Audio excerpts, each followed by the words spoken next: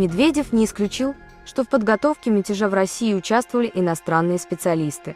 Зампредседателя Совета безопасности России Дмитрий Медведев не исключил, что в подготовке вооруженного мятежа в России приняли участие иностранные специалисты.